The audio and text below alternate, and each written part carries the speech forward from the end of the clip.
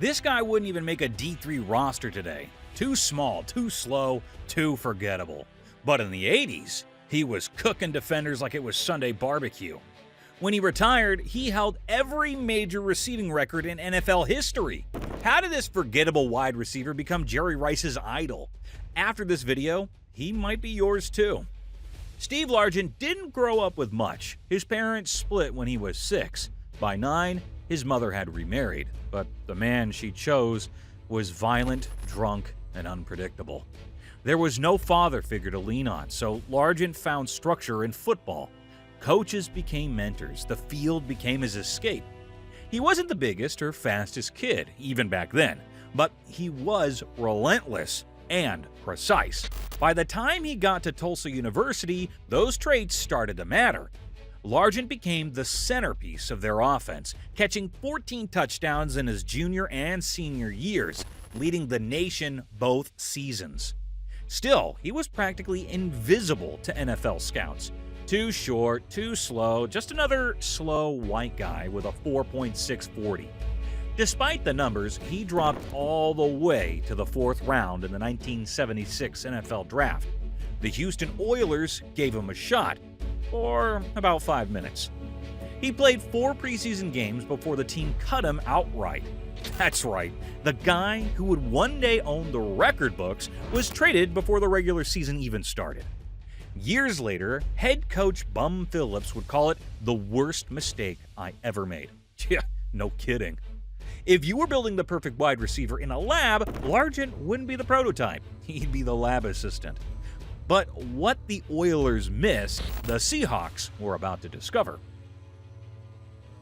Steve Largent was nearly out of the NFL before his career even started. But one man still believed in him, Jerry Rome. Rome had coached Largent at Tulsa and knew exactly what he brought to the field, even if it wasn't speed or flash. When Rome took a job with the Seattle Seahawks as a quarterbacks coach, he pushed hard for the team to make a move. The Oilers agreed to trade Largent for a 1977 8th-round draft pick. That was it. One pick. Houston used it on a wide receiver who never played a single NFL game. Seattle got a future Hall of Famer. On Largent's first day with the Seahawks, Rome called out split right 76, a play pulled straight from their Tulsa days.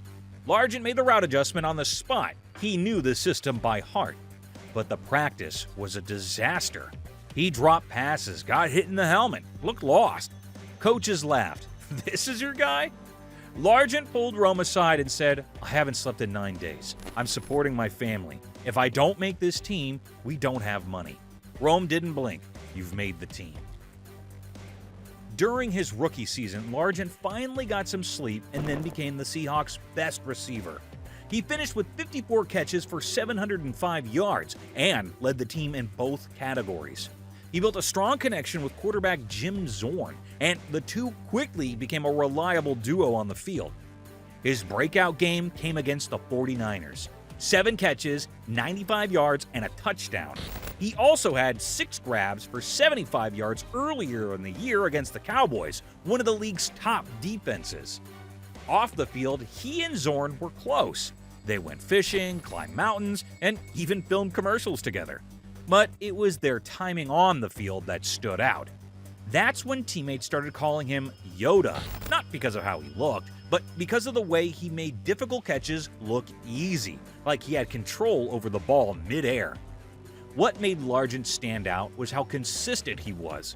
It didn't matter the weather or the coverage. If the ball was thrown his way, he caught it. He didn't beat defenders with speed, he beat them with precision. Every route was sharp, every cut created space. Largent kept producing year after year, but just as he was hitting his stride, things started to shift around him. By 1983, Steve Largent and Jim Zorn had built one of the strongest QB-WR connections in the league, but that changed fast. Midway through the season, head coach Chuck Knox benched Zorn in favor of Dave Krieg. For Largent, it was tough. Zorn wasn't just his quarterback, he was his best friend. But none of it showed on the field. Largent didn't complain, he didn't miss a step, he just kept producing. That year, Seattle made the playoffs for the first time in franchise history. In the divisional round, they went on the road to face the Miami Dolphins. Miami came in as heavy favorites, 12-point favorites, and Largent went most of the game without a catch.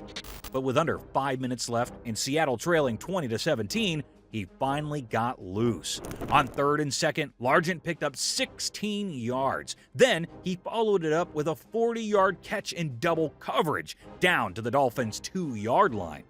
Seattle scored on the next play and pulled off the upset. Final score, 27-20.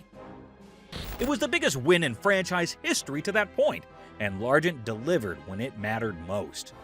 Steve Largent was consistently elite. He had 8 1,000-yard seasons and caught at least 50 passes 10 years in a row. He didn't have a second-star receiver next to him. He played in a run-heavy era, and he still produced. His best year came in 1985. He led the league with 1,287 receiving yards and was named first-team All-Pro. By the time he retired in 1989, he held the NFL records for career receptions, receiving yards, and receiving touchdowns. The only other players to retire with all three were Don Hutson and Jerry Rice. Largent spent his entire 14-year career in Seattle. He showed up every year, stayed productive, and never gave defenses a break. Jerry Rice said Largent was his idol, and that tells you everything you need to know. Largent was respected across the league, but he wasn't soft, and in 1988, he proved it. In Week 1 of the 1988 season, the Seahawks faced the Denver Broncos. Late in the game, Largent ran a crossing route and took a forearm to the helmet from safety Mike Harden, and he was knocked unconscious, suffered a concussion, and lost 2 teeth. No penalty was called, but Harden was later fined $5,000. Seattle was still in the AFC West at the time, so they faced Denver again later that season. In the rematch, Harden intercepted a pass in the end zone and started to return it. Largent tracked him down and hit him with a beautiful blindside hit. Harden fumbled, and Largent recovered the ball himself. Largent later said it was his favorite play of his career. It was clean, it was legal, and it was personal. Seattle won the game 42-14 and made the playoffs. Steve Largent retired after the 1989 season. At the time, he held the NFL records for career receptions, receiving yards, and touchdowns. No one had done that before, except Don Hutson. The next guy to do it was Jerry Rice. Largent spent all 14 years in Seattle, never played on a Super Bowl team, never had another star receiver to pull coverage. Defenses knew where the ball was going, and they still couldn't stop it. He was the first Seahawk to have his number retired, the first Seahawk inducted into the Hall of Fame, and still one of the most respected players to ever wear the uniform. He didn't have track star speed, he didn't make highlight reels with flashy moves, but the numbers, the tape, and the impact, it's all there. And yet, when people talk about the greatest wide receivers of all time, they forget Steve Largent. But ask anyone who played with him, ask anyone who played against him, or just ask Jerry Rice. Because even the greatest to ever do it called Steve Largent his idol.